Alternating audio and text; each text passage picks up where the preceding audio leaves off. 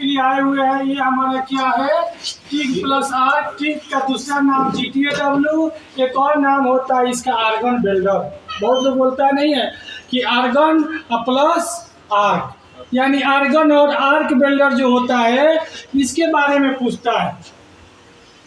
तो हम लोगों के दो चीज़ को जानना जरूरी है। जब भी हम लोग टिग मारते हैं, जब भी टिग मारते हैं तो ये क्या चीज़ से मारते हैं, फिलर से।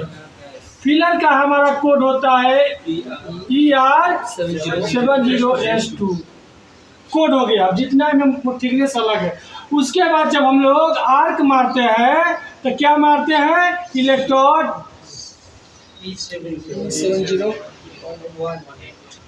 इलेक्ट्रोड होता है E7018। ये दो कोड याद रखना है। ये जो होता है ER70S2 ये आता है MS और CS मेटल में बिल्डिंग किया जाता है। MS का मतलब माइन स्टील और CS का मतलब कार्बन स्टील। ये दो चीज़ों में हम लोग यूज करते हैं ER70S2। अगर ये चीज़ आप कोड भूल गए, सिर्फ आप बोलेंगे आप ये फिलर, तो नहीं, फिलर बहुत कुछ आता है। हम लोग MS मारने के लिए, CS मारने के लिए कोड जानना जरूरी है। ER70S2 ये हमारा फिलर हो गया और इलेक्ट्रोड हो गया E701 है। तो ये चीज़ हम लोग को याद रहेगा, तकलीफ नहीं होगा। लेकिन आप भूल जाते हैं, मैं पूछता भी लगा करके सोचते हो नहीं।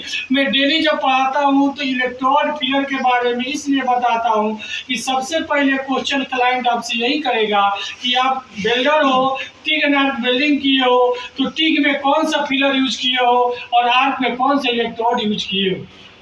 ये जानना हम लोग को सबसे बड़ी बात है कि जब भी मैं टिग मारेगा तो ER70, ER का मतलब होता है फिलर।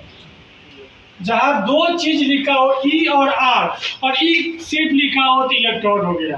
लेकिन E से आपको कभी फिलर नहीं हो सकता, इसे कभी फिलर नहीं हो सकता है। कभी भी उसमें ER लगाना। Safoco Welding Training Center, Mumbai. Call on the given number 845-206-7576.